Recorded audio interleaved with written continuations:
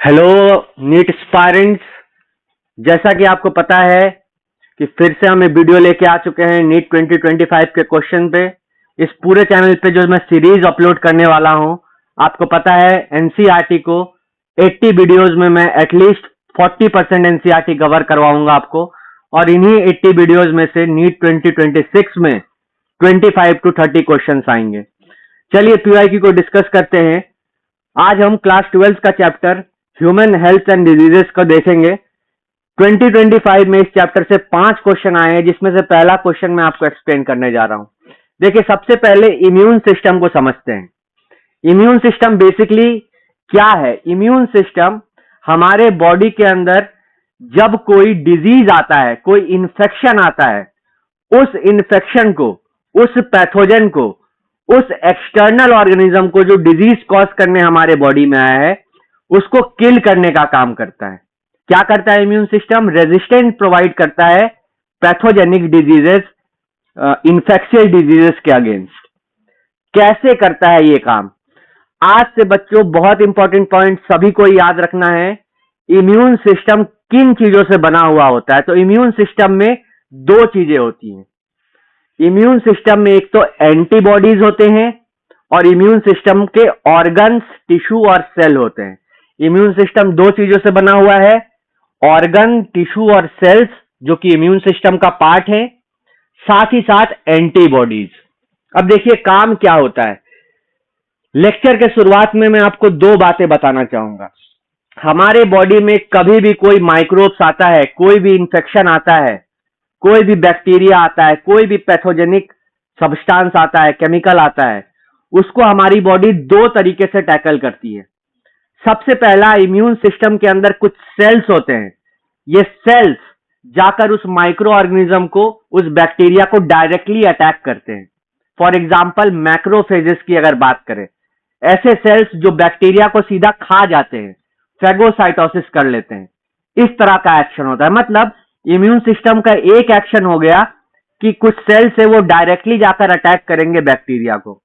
दूसरा क्या तरीका होता है, कुछ ऐसे सेल्स हैं जो डायरेक्टली अटैक नहीं करते हैं, केमिकल्स बनाकर अट्रैक्ट करते हैं, केमिकल बना के अटैक करते हैं।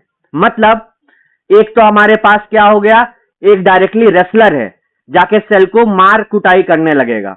दूसरा गोली चलाएगा कुछ केमिकल्स के मदद से। इन्हीं गोलियों को, इन्हीं केमिकल्स को एंटीबॉडीज कहा जाता है। मतलब दो तरह के सेल्स, एक सेल जो डायरेक्टली अटैक करेगा बैक्टीरिया को, इंफेक्शन कॉजिंग पैथोजन को, और दूसरा जो केमिकल बनाकर उसको मारने की कोशिश करेगा। इन्हीं केमिकल्स को एंटीबॉडीज कहते हैं। अब सुनिए, immune system lymphoid organ, tissue और सेल से बना हुआ है, साथ ही साथ एंटीबॉडी से बना हुआ है। ये एंटीबॉडी बनाने का काम किसका है? ये एंटीबॉडी बनाने का काम एक सेल का है, जिसको कहेंगे बी सेल। बी सेल का काम है एंटीबॉडी बनाना। ठीक। एक और तरह का सेल है जो कि इम्यून रेस्पॉन्स करता है, डायरेक्टली भिड़ जाता है कीटाणुओं से, इंफेक्शन से। उसको यहां पर हमने लिखा, उस सेल का नाम है टी सेल। तो दो तरह के सेल इम्यून सिस्टम में, बी सेल। बी सेल क्या करता है? बी सेल एंटीबॉडी बनाता है। दूसरा T cell, T cell directly भिड़ जाता है। अब देखिए, ये जो सेल बना हमारे पास, इस सेल को बनाता कौन है? बी सेल और टी सेल को बनाता कौन है? तो बनाने के लिए हमारे पास कुछ ऑर्गन्स होते हैं, और इसी इम्यून सिस्टम का पार्ट कुछ टिश्यूज होते हैं। इन चारों चीजों को समझते हैं एक एक करके कि लिम्फोइड ऑर्गन क्या है, टिश्यू क्या है, सेल क्या है, एंटीबॉडीज क्या है। यहां तक मैंने आपको बताया सेल के बारे में, दो तरह का सेल, बी सेल और टी सेल। आप सुनिए, हमारे बॉडी के अंदर लिम्फोइड ऑर्गन्स, जो कि इम्यून सिस्टम का पार्ट है, इसके दो पार्ट्स होते हैं, प्राइमरी लिम्फोइड ऑर्गन और secondary lymphoid organ. Primary lymphoid organs वो होते हैं जिनके अंदर लिम्फोसाइट्स या फिर सेल्स बनते हैं, जिनको आप डब्ल्यूबीसी भी बोलते हैं। तो प्राइमरी लिम्फोसाइट्स बनने का काम, प्राइमरी लिम्फोइड ऑर्गन्स के अंदर हमारे पास दो एग्जांपल है, बोन मैरो और थाइमस। अब मेरी बात ध्यान से सुनिए, ये बी सेल्स और टी सेल्स बनाने का काम बोन मैरो का होता है। जब डेफिनेशन आता है प्राइमरी लिम्फोइड ऑर्गन का, तो हमें बोलना है कि प्राइमरी लिम्फोइड ऑर्गन वो ऑर्गन है जिसके अंदर लिम्फोसाइट का ओरिजिन होता है और मैचुरेशन होता है। मतलब लिम्फोसाइट या फिर WBC, जो बी और टी सेल्स होते हैं, ये बनते भी हैं और मैच्योर भी होते हैं। आपको पता है बोन मैरो के अंदर बी लिम्फोसाइट और टी लिम्फोसाइट बन जाते हैं, उनका ओरिजिन हो जाता है। लेकिन मैच्योरेशन जहां पर होता है बोन मैरो के अंदर, उन मैच्योर्ड सेल्स को हम बी सेल्स कहते हैं, क्योंकि उनका मैच्योरेशन बोन मैरो में हुआ है। तो बी और टी सेल्स क्या है? इम्यून सिस्टम के सेल्स हैं। ये बनते कहां पर है, इनका ओरिजिन कहां पर होता है? तो बोन मैरो में। बी सेल्स मैच्योर कहां होते हैं? तो बोन मैरो में। टी सेल्स मैच्योर कहां होते हैं? तो टी से थाइमस, थाइमस में जाकर मैच्योर होते हैं। अगर किसी ने क्वेश्चन पूछा कि टी सेल का ओरिजिन कहां पर होता है, थाइमस में या फिर बोन मैरो में, आपको बोलना है बोन मैरो में। अगर कोई पूछे बोन मैरो में, तो टी सेल्स ओरिजिन हो चुके हैं, इनका मैच्योरेशन कहां होता है, ये जर्म से लड़ने की कैपेसिटी कहां हासिल करते हैं, तो आपको बोलना है थाइमस में। तो प्राइमरी लिम्फॉइड ऑर्गन का ये काम है। क्या काम है? ओरिजिन भी करवाना और मैच्योरेशन भी कराना। अब सेकेंडरी लिम्फॉइड ऑर्गन का क्या काम है?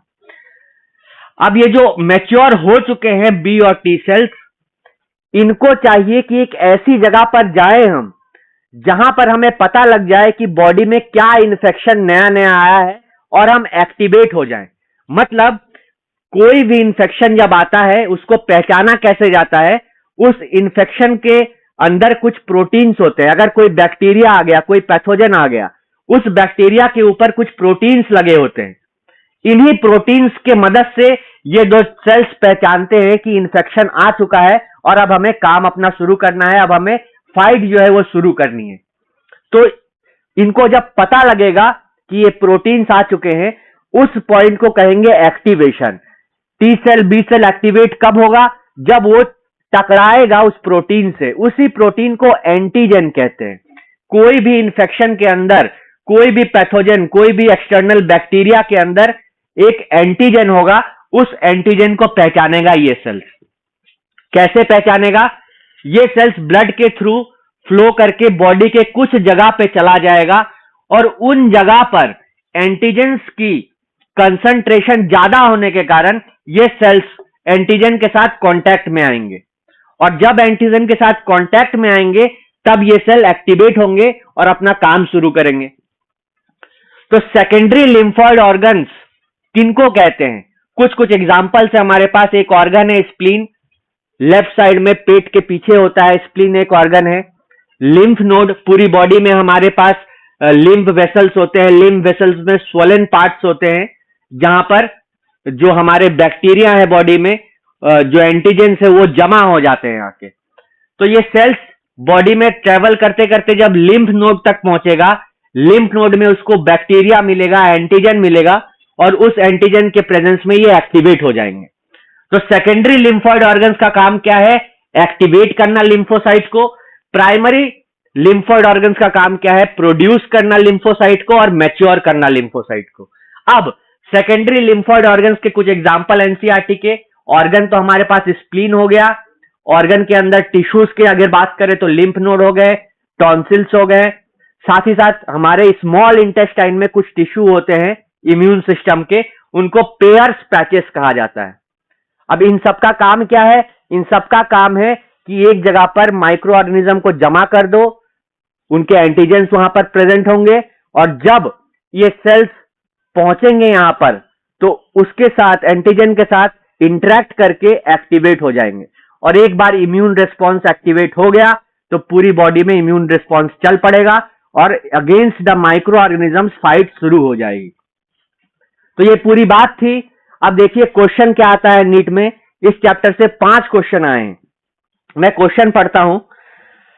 After maturation in primary lymphoid organs, the lymphocytes migrate for interaction with antigen to secondary lymphocyte organs and tissues like. अब इसमें एग्जांपल दिए हैं thymus, bone marrow, spleen, lymph node, Peyer's patches.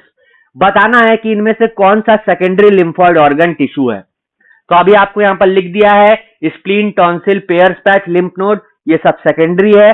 Bone marrow और thymus primary है। Bone marrow के अंदर B और T cells दोनों बनेंगे, B cells mature bone marrow में होंगे, टी सेल्स थाइमस में जाकर मैच्योर होंगे। थाइमस क्या है? थाइमस चेस्ट के पास, हार्ट के पीछे, ब्रेस्ट बोन के नीचे एक स्ट्रक्चर है, एक ऑर्गन है। इस ऑर्गन में टी लिम्फोसाइट्स बोन मैरो से रिलीज होते हैं और वहां जाकर रहते हैं। वहां पर उनको एंटीजन के साथ इंटरेक्शन होती है और मैच्योर होते हैं टी लिम्फोसाइट। तो ये पूरी बात इम्यून सिस्टम से मैंने बताई, क्वेश्चन ओवर हुआ। बेसिकली आपको पता होना चाहिए प्राइमरी लिम्फोइड ऑर्गन और सेकेंडरी लिम्फोइड ऑर्गन क्या है। पहला क्वेश्चन बताया। अगले क्वेश्चन को देखते हैं, चलिए अगले वीडियो में। यहां तक देखने के लिए धन्यवाद। Stay motivated. Hello friends, welcome to your channel NEET achiever. जल्दी से देखते हैं ह्यूमन हेल्थ एंड डिजीजेस का अगला क्वेश्चन। पिछले वीडियो में हमने इम्यूनिटी के बारे में बात की थी, जहां पर हमने इम्यूनिटी के बनाने के लिए जो ऑर्गन्स लगते हैं, जो सेल्स लगते हैं, उनकी बात की थी और एंटीबॉडी की बात की थी। अब हम आज भी इम्यूनिटी के बारे में चर्चा करेंगे, लेकिन यहां पर आज हम बात करेंगे इम्यूनिटी के नेचर के ऊपर। इम्यूनिटी का नेचर कैसा है? तो दो तरीके का नेचर हो सकता है इम्यूनिटी का। एक को कहते हैं इनेट इम्यूनिटी, एक को कहते हैं एक्वायर्ड इम्यूनिटी। इनेट इम्यूनिटी का मतलब सबसे पहले देखते हैं। जो इम्यूनिटी हमारे पास अपने बर्थ से होती है उसको इनेट इम्यूनिटी कहते हैं। फॉर एग्जाम्पल्स, इसके अंदर कुछ कुछ बैरियर्स होते हैं, physiological barriers, physical barrier, cellular barrier, cytokines barrier. इनका मतलब क्या है? देखिए, हमारी बॉडी का जो स्ट्रक्चर है, जो हमारा स्किन है, इस स्किन के वजह से भी बहुत सारे माइक्रो ऑर्गेनिजम्स हमारे बॉडी में नहीं जा पाते हैं। तो ये एक फिजिकल बैरियर है। ये हमारे कैसे मिला है? ये हमें बचपन से मिला है, बाय बर्थ मिला है। साथ ही साथ फिजियोलॉजिकल बैरियर्स का एग्जांपल अगर मैं दूं, तो मान लो किसी बैक्टीरिया को हमने खाया, फूड में कोई बैक्टीरिया है जो कि पैथोजेनिक है। अब उसके पेट में जाने के बाद हमारे पेट में एसिडिक एनवायरनमेंट होता है, तो इस एसिडिक एनवायरनमेंट की वजह से बहुत सारे बैक्टीरिया मर जाते हैं। तो ये भी क्या है? एक तरह की इम्यूनिटी है बॉडी की। ये हमें कैसे मिली? ये हमें बर्थ के साथ ही मिली है, नॉर्मल फिजियोलॉजी है हमारी। तो ये हमारे पास एक एग्जांपल है। साथ ही साथ हमारे बॉडी में कुछ सेल्स होते हैं जिसको कहते हैं WBC। ये WBC भी कैसे होते हैं? ये WBC बने हुए होते हैं बोन मैरो के सेल से। इनका काम होता है इन्फेक्शंस को फाइट करना। ये भी एक तरीके के इनेट इम्यूनिटी में आते हैं। इनका एक एग्जांपल आता है, मैक्रोफेज बोलते हैं इनको। मतलब हमारे बॉडी में एक सेल है मैक्रोफेज, जब भी उसको पता लगेगा कि आसपास कोई भी बैक्टीरिया है, उस बैक्टीरिया को ये खाने चला जाएगा, मारने चला जाएगा। तो मैक्रोफेज। साथ ही साथ कुछ केमिकल्स भी बनाती है बॉडी। ये केमिकल्स बर्थ से ही बनते हैं, इनको साइटोकाइंस कहते हैं। अब ये जो इनेट इम्यूनिटी है, जो हमें बचपन से मिली है, बर्थ के टाइम भी प्रेजेंट होती है, इसका नेचर कैसा है? तो ये बहुत इंपॉर्टेंट बात है। इसका नेचर नॉन स्पेसिफिक है। ये सारे तरह के कीटाणुओं को इंपैक्ट करने के लिए, कीटाणुओं को, पैथोजेंस को मारने के लिए एक ही तरह का अप्रोच इस्तेमाल करता है। लेकिन जो एक्वायर्ड इम्यूनिटी है, ये पैथोजन स्पेसिफिक होता है। फॉर एग्जाम्पल, अगर हमारे पास कोई बैक्टीरिया आया है और उसको मारना है हमें, तो उसको मारने के लिए एक पर्टिकुलर टाइप का एंटीबॉडी बनाएगा हमारा सेल। अगर दूसरे तरीके का बैक्टीरिया आया, उसको मारने के लिए एक दूसरे तरीके का एंटीबॉडी बनाएगा सेल। तो जैसा पैथोजन उस तरीके का अटैक करेगा। ये एक्वायर्ड इम्यूनिटी की खासियत है। इनेट इम्यूनिटी में present at the time of birth, non specific. Acquired immunity में स्पेसिफिक होता है पैथोजन के साथ। साथ ही साथ एक्वायर्ड इम्यूनिटी में एक और फंक्शन हमें देखने को मिलता है, वो है मेमोरी का। मतलब अगर हमारे बॉडी में एक पैथोजन आया है पहली बार, तो बॉडी उससे लड़ना शुरू करेगी, एक खास तरीके का, स्पेसिफिक तरीके का एंटीबॉडी बनाएगी। वो इन्फेक्शन ठीक हो जाएगा, हमारी बॉडी अच्छे से चलने लगेगी। अगर बाद में वही इन्फेक्शन हमको फिर से हुआ, तो बॉडी के पास मेमोरी रहेगी पहले से कि अरे ये इन्फेक्शन तो पहले हो चुका है, और इस बार और ज्यादा जोरों शोरों से हम फाइट करने लगेंगे। तो इसका मतलब एक्वायर्ड इम्यूनिटी के पास मेमोरी होती है। तो ये दो चीजें हमें याद रखनी है इनेट और एक्वायर्ड इम्यूनिटी में। एक्वायर्ड इम्यूनिटी दो तरीके की होगी, याद रखना है। एक ह्यूमोरल इम्यूनिटी, एक cell mediated immunity. Humoral immunity का मतलब यह है कि एंटीबॉडीज के थ्रू हम फाइट कर रहे हैं बैक्टीरिया को, पैथोजन को। एंटीबॉडीज कौन बनाती है? B cells. अगर डायरेक्टली क्वेश्चन आया ह्यूमोरल इम्यूनिटी या फिर एंटीबॉडी बनाने के लिए कौन से सेल्स यूज होते हैं, तो आपको बोलना है बी सेल्स। बी सेल्स कौन से सेल्स है सर, कहां से बनते हैं? पिछले वीडियो में बताया, बी सेल्स जो है बोन मैरो में बनते हैं और मैच्योर भी बोन मैरो में ही होते हैं। दूसरा, अगर सेल को डायरेक्टली फाइट करना है, किसी तरीके का केमिकल नहीं बनाना है, किसी तरीके का एंटीबॉडी नहीं चाहिए, डायरेक्टली सेल फाइट करेगा, तो उसको बोलेंगे सेल मीडिएटेड इम्यूनिटी। इसमें कौन काम करते हैं? T cells. टी सेल्स बनते कहां हैं? पिछले वीडियो में भी बताया, टी सेल बनते हैं बोन मैरो में, लेकिन ये मैच्योर कहां पर होते हैं? तो थाइमस में मैच्योर होते हैं। तो ये आपको दो बातें बताई, इम्यूनिटी का नेचर कैसा होता है, या तो इनेट हो सकता है या तो एक्वायर्ड हो सकता है। अब देखिए क्वेश्चन क्या आता है इस बार, सुनिएगा question. Which of the following type of immunity is present at the time of birth and is a non specific type of defence in human body? आप ही बताइए, नॉन स्पेसिफिक और at the time of birth कौन रहेगा? Innate immunity. तो इससे इसका answer क्या गया? Innate immunity. वीडियोस अगर पसंद आ रहे हैं तो चैनल को सब्सक्राइब करें और साथ ही साथ पूरी सीरीज को फॉलो करें। देखने के लिए धन्यवाद। Stay motivated. Hello NEET achievers, चलिए देखते हैं अगला वीडियो जल्दी से इस चैनल के अंदर। हेल्थ एंड डिजीज चैप्टर से नीट 2025 का क्वेश्चन देख रहे हैं। बेसिक क्वेश्चन है, एमिनो एसिड्स जो कि प्रोटीन्स होते हैं, उनसे किस तरीके से बनते हैं हमारे एंटीबॉडीज। एंटीबॉडी इम्यून सिस्टम का एक पार्ट होते हैं। इन्हीं एंटीबॉडीज के वजह से जब पैथोजन आता है, बैक्टीरिया आता है, डिजीज कॉजिंग बैक्टीरिया के ऊपर कुछ केमिकल्स लगे होते हैं जिनको हमें एंटीजन कहना पड़ता है। ये एंटीजेंस के प्रेजेंस में बी सेल्स जो होते हैं हमारे बॉडी में, बी लिम्फोसाइट्स जिन्हें कहते हैं, वो कुछ प्रोटीन्स बनाते हैं इनको मारने के लिए, इनको फाइट करने के लिए। इन्हीं प्रोटीन्स को एंटीबॉडीज कहा जाता है। एंटीबॉडी क्या है? Army of protein produced by B cells. ये एक्वायर्ड इम्यूनिटी का पार्ट है, मतलब जब पहली बार कोई पैथोजन आएगा, उससे एक मेमोरी डेवलप होगी, उसको फिर पैथोजन के ग्रोथ को कम कर देगा, बॉडी में डिजीज नहीं होगी। अगले बार फिर से पैथोजन आएगा मान लो अगर, तो फिर से इसी तरीके से रेस्पॉन्स होगा और एंटीबॉडीज बनेंगे। एंटीबॉडीज के बनने को ह्यूमोरल इम्यूनिटी भी कहते हैं। अलग अलग तरीके के नाम है, इसको आपको याद रखना है। अब एंटीबॉडी होता क्या है? एंटीबॉडी एक प्रोटीन का मॉलिक्यूल होता है जो कि बी सेल के द्वारा बनाया जाता है, और यह प्रोटीन इन्फेक्शंस को, बैक्टीरिया को फाइट करने का काम करता है। इस तरह का डायग्राम होता है एक एंटीबॉडी का। अच्छा, एक एंटीबॉडी के अंदर दो हैवी चेन्स होते हैं और दो लाइट चेन्स होते हैं। ये जो बड़े वाले प्रोटीन के चेन्स हैं, इस बड़े वाले चेन को हैवी चेन कहा जाएगा और इसको कहेंगे लाइट चेन। तो इसको स्ट्रक्चर को H2L2 स्ट्रक्चर कहेंगे। इसमें दो टर्मिनल्स होंगे, C टर्मिनल और N टर्मिनल। अब मेरी बात ध्यान से सुनिए, N टर्मिनल के तरफ कुछ स्ट्रक्चर्स बने हुए हैं हैवी चेन और लाइट चेन के बीच में। इन स्ट्रक्चर्स के बीच में एंटीजन आकर चिपक जाता है। एंटीजन क्या है? ऐसे प्रोटीन्स जो कि पैथोजन में पाए जाएंगे, बैक्टीरिया में पाए जाएंगे। तो जब भी बैक्टीरिया आएगा, उस बैक्टीरिया के एक्टिवेशन के कारण बी सेल्स एंटीबॉडी बनाएगा। ये एंटीबॉडी उस बैक्टीरिया को खोजते खोजते उसके एंटीजन पे जाएगा। उसका एंटीजन कहां पर होगा? बैक्टीरिया के सेल सरफेस पे होगा।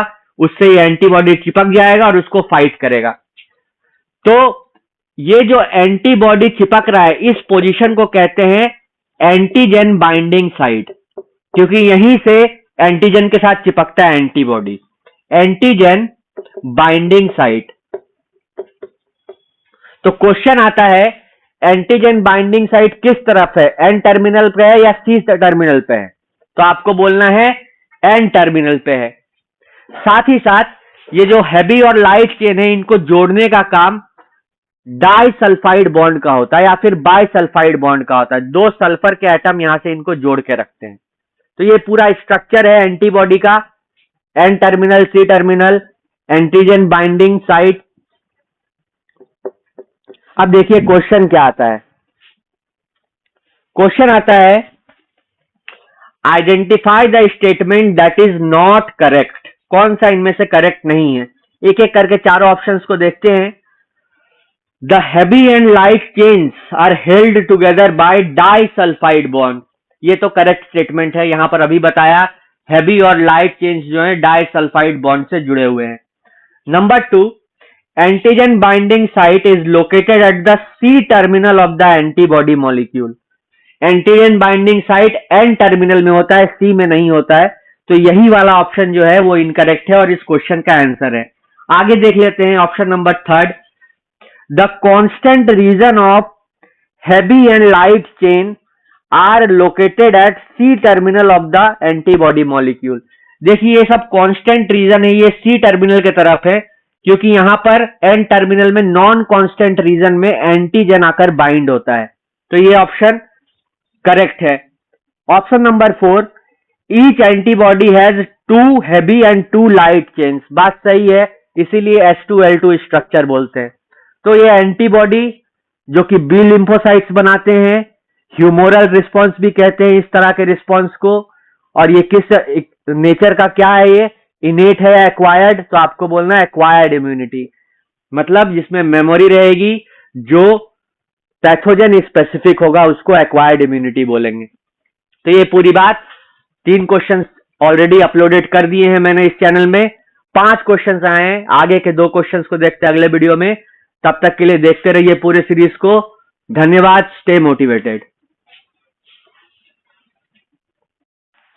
Welcome back student to NEET achiever. चलिए डिस्कस करते हैं क्लास 12 के हेल्थ एंड डिजीजेस का क्वेश्चन। नीट 2025 में 4 क्वेश्चन से 5 क्वेश्चन आए हुए हैं। कैंसर के ऊपर 2 क्वेश्चन पूछा गया है।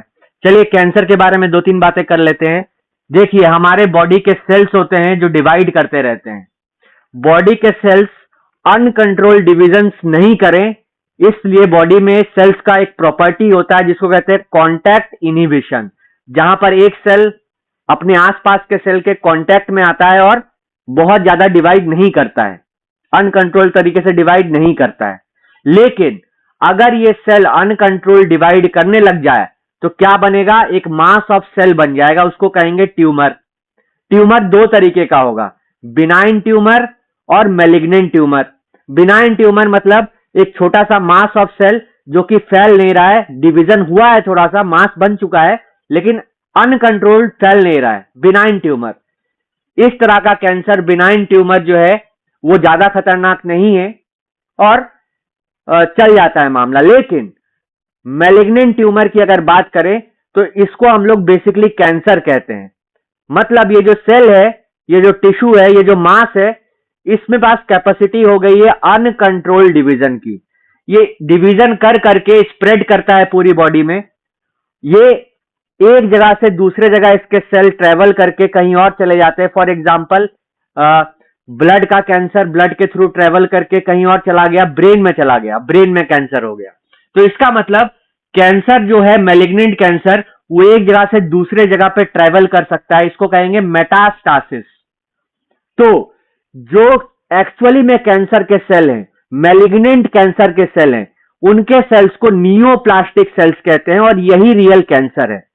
नियोप्लास्टिक सेल जो अनकंट्रोल ग्रोथ कर रहा है, जो कि अपने आसपास के सेल्स को स्टार्व कर दे रहा है, जिसके अंदर कॉन्टैक्ट इनहिबिशन की प्रॉपर्टी खत्म हो चुकी है, जो कि एक जगह से दूसरे जगह पर ट्रेवल करके जा रहा है बॉडी में और उस नए जगह पर भी कैंसर कर दे रहा है, इस प्रॉपर्टी को मेटास्टेसिस कहेंगे। तो ये सारी प्रॉपर्टीज मेटास्टेसिस की, कॉन्टैक्ट इनहिबिशन का ना होना, मैलिग्नेंट ट्यूमर, नियोप्लास्टिक सेल, ये सब एक्चुअली में कैंसर का मेन, जो कैंसर बोलते हैं, कैरेक्टरिस्टिक्स कहलाता है। अब कैंसर होता क्यों है, तो कैंसर के 3 कारण बताए गए हैं, फिजिकल, केमिकल और बायोलॉजिकल। फिजिकल का मतलब है जो हमारे पास यूवी रेज होती है, किसी तरह का रेडिएशन अगर बॉडी पे आया तो ये कैंसर को ट्रिगर कर देता है। केमिकल का मतलब है कोई स्मोक हो गया, कार्सिनोजेंस का यूज कर रहे हैं, टबैको का यूज कर रहे हैं, तो इससे कैंसर ट्रिगर हो जाता है। बायोलॉजिकल कैंसर किससे होता है, कुछ ऐसे वायरसेस होते हैं जो कैंसर कॉज करते हैं। अच्छा, ये कैंसर ह्यूमंस में नहीं, प्लांट्स में भी होता है, प्लांट्स में भी ट्यूमर वगैरह हो जाते हैं। और साथ ही साथ ह्यूमंस के अंदर कुछ ऐसी जीन्स भी होती है जिनको ऑन्कोजीन कहते हैं, जो ट्रिगर अगर हो जाए किसी कारण से, स्टार्ट हो जाए, तो कैंसर हो जाता है। कैंसर के डिटेक्शन और कैंसर के डायग्नोसिस पे हम अगला वीडियो बना चुके हैं, उसको जरूर चेकआउट करेंगे। अब चलिए देखते हैं इस क्वेश्चन में क्या क्या है। कैंसर कब होता है? जब ऑन्कोजेनिक ट्रांसफॉर्मेशन होता है, या तो फिजिकल हो गया, या तो केमिकल हो गया, या तो बायोलॉजिकल हो गया। दो तरह के कैंसर, बिनाइन ट्यूमर जो कि ज्यादा प्रॉब्लमेटिक नहीं है, स्प्रेड नहीं करता है, बस एक जगह पर मास बन के रहता है, तो बिनाइन ट्यूमर। लेकिन एक्चुअल कैंसर किसको बोला? जो फैल रहा है, एकदम हड़ल्ले से फैल रहा है, कोई रोक टोक नहीं है, उस तरह के कैंसर को बोलेंगे मैलिग्नेंट ट्यूमर। मैलिग्नेंट ट्यूमर के सेल्स को नियोप्लास्टिक सेल या फिर ट्यूमर सेल बोलेंगे। ये स्प्रेड करते हैं, अनकंट्रोल ग्रोथ की प्रॉपर्टी दिखाते हैं। इनमें कॉन्टैक्ट इनिबिशन जो है वो एब्सेंट रहता है। ये मेटास्टासिस भी कर सकते हैं, मतलब एक जगह से ब्लड में फ्लो होकर दूसरे जगह पे चले जाएंगे, वहां पर भी कैंसर शुरू कर देंगे। और ये नॉर्मल सेल्स को स्टार्व करते हैं। ये कैंसर की बेसिक बात। वीडियो को जरूर चेक कीजिएगा इस चैनल में, जहां पर कैंसर का डिटेक्शन कैसे होता है और कैंसर की रेमेडी क्या है, डायग्नोसिस क्या है, ट्रीटमेंट क्या है, उसके बारे में बात की है। अब इस थ्योरी के ऊपर चलिए देखते हैं क्वेश्चन क्या पूछा है नीट ने। क्वेश्चन है, neoplastic characteristics of cells refer to. चार अलग अलग पॉइंट्स दिए हैं और बताना है कौन सा करेक्ट है नियोप्लास्टिक सेल्स या नियोप्लास्टिक कैरेक्टर के रेस्पेक्ट में। नंबर 1, a mass of proliferating cells. Proliferating cell का मतलब है बहुत ज्यादा डिवाइड करने वाले। पॉलीफरेट का मतलब है डिवाइड करना। अ मास ऑफ पॉलीफरेटिंग सेल्स। तो आप ही बताइए, क्या नियोप्लास्टिक सेल में प्रोलिफरेशन होता है? बिल्कुल होता है, तो ये ऑप्शन सही है। Option number 2, rapid growth of cells. ये सेल डिवाइड भी करते हैं बहुत जल्दी और ग्रो भी करते हैं बहुत जल्दी, फिर डिवाइड करने लगते हैं, फिर ग्रो करते हैं, तो रैपिड ग्रोथ होता है। तो इसका आंसर भी जाएगा यस, नियोप्लास्टिक सेल में रैपिड ग्रोथ होता है। आगे देखते हैं, invasion and damage to surrounding tissue. ये जो नियोप्लास्टिक सेल है, मैलिग्नेंट ट्यूमर के अंदर जो पाया जाता है, ये आसपास के टिश्यू को डैमेज करते हैं। ये भी ऑप्शन सही है। डी देखते हैं, those confined to original location. मतलब नियोप्लास्टिक सेल ऐसे सेल्स हैं जो ओरिजिनल लोकेशन में ही रहते हैं, फैलते नहीं है। तो तुम ही बताओ, क्या ये बात सही है? अभी बताया नियोप्लास्टिक सेल फैलते हैं, मेटास्टासिस करते हैं, तो इसका मतलब ये ऑप्शन गलत है। बस 3 ऑप्शन सही। एक, neoplastic cell is a mass of proliferating cells. दूसरा, neoplastic characteristic shows rapid growth of cells. उसके बाद, neoplastic characteristic of cells refers to invasion and damage to the surrounding tissue. बिल्कुल सराउंडिंग टिश्यू को starve करता है। तो इस तरह से ये क्वेश्चन मैंने ओवर किया। इस चैनल में सारे वीडियोस अपलोडेड हैं डिजीजेज वाले चैप्टर से, जो कि नीट 25 में आए हैं। अगला जब हम देखेंगे, अब हम बायोटेक्नोलॉजी के चैप्टर को देखेंगे। वीडियोस के साथ, पूरी सीरीज के साथ बने रहें, देखते रहे वीडियो, पढ़ते रहे पूरी मस्ती में। Stay motivated. Thank you.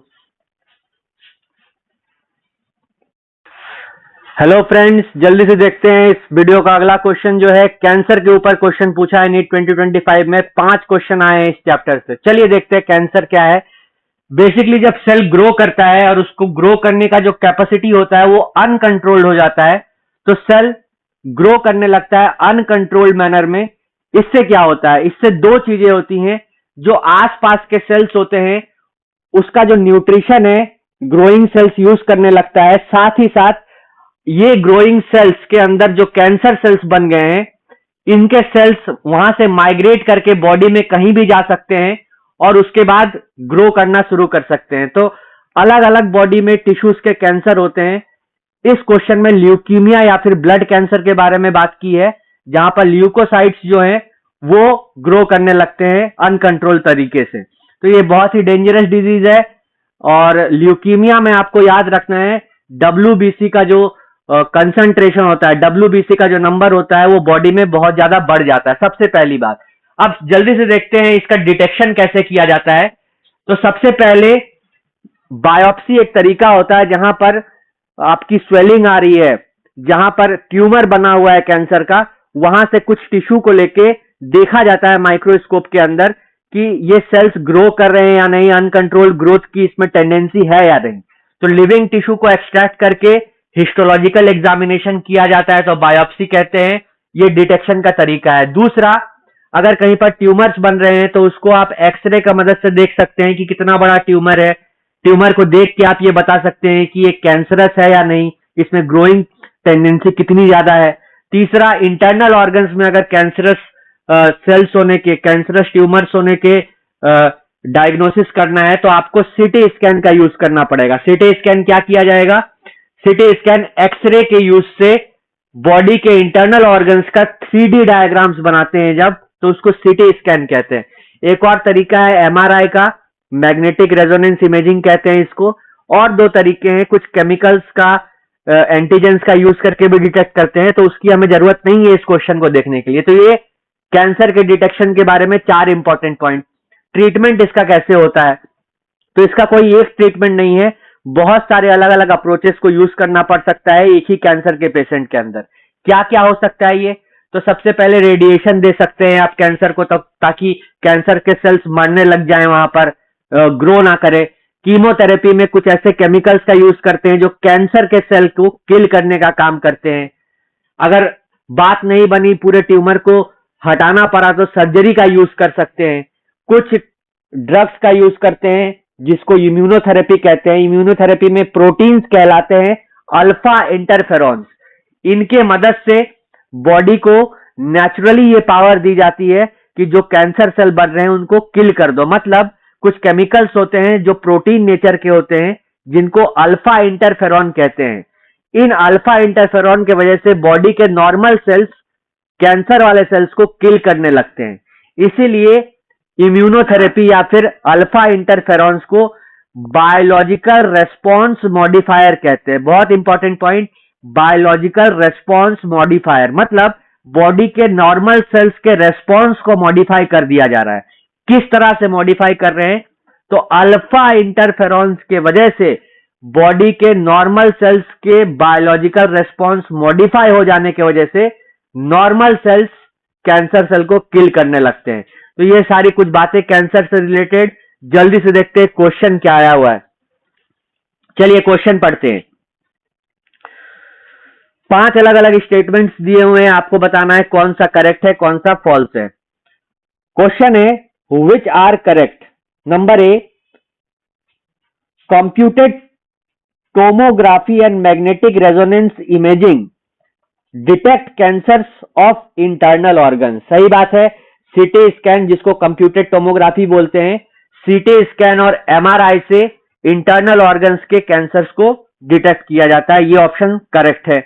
अगला देखते हैं, chemotherapeutic drugs are used to kill non cancerous cell. मतलब कीमोथेरेपी में ऐसे केमिकल्स को दिया जाता है जिससे नॉन कैंसर सेल मरते हैं। आप ही बताओ, कीमोथेरेपी में क्या दिया जाता है? ऐसे केमिकल्स दिए जाते हैं जो कैंसर सेल्स को किल करते हैं, नॉन कैंसरस सेल्स को नहीं। तो इससे क्या हो गया? इससे ये ऑप्शन गलत हो गया। ऑप्शन नंबर 3 देखते हैं, alpha interferons activate the cancer patients immune system and helps in destroying the tumour. अभी अभी बताया कि alpha interferons biological response modifier होते हैं और वो नॉर्मल सेल्स को, कैंसर सेल्स को मारने में एक्टिवेट कर देते हैं। तो ये भी ऑप्शन सही है। ऑप्शन नंबर डी देखते हैं, chemotherapeutic drugs are biological response modifier. अभी कहा कीमोथेरेपेटिक ड्रग्स क्या करते हैं? कैंसर सेल को मारते हैं। और बायोलॉजिकल रेस्पॉन्स मॉडिफायर तो कौन है? Alpha interferon. तो इसका मतलब ये ऑप्शन गलत है। उसके बाद देखते हैं last statement, in the case of leukaemia blood cell counts are decreased. तो ब्लड कैंसर या फिर ल्यूकीमिया जो है उसके अंदर ब्लड सेल इंक्रीज होते हैं, ब्लड सेल का काउंट डिक्रीज नहीं होता है, इसलिए यहां पर ये ऑप्शन गलत है। तो हमारे पास खाली 2 करेक्ट ऑप्शन आ गए। सबसे पहला 3D स्ट्रक्चर को देखने के लिए सीटी स्कैन और एमआरआई, और दूसरा अल्फा इंटरफेरॉन्स बॉडी के इम्यून सिस्टम को एक्टिवेट कर देता है ताकि नॉर्मल सेल्स कैंसर सेल को मारने लग जाएं। तो ये बात हो गई इस चैप्टर से। एक और क्वेश्चन बचा हुआ है, आगे के वीडियोस में उसको कवर करेंगे। वीडियो देखने के लिए धन्यवाद। Stay motivated. Thank you.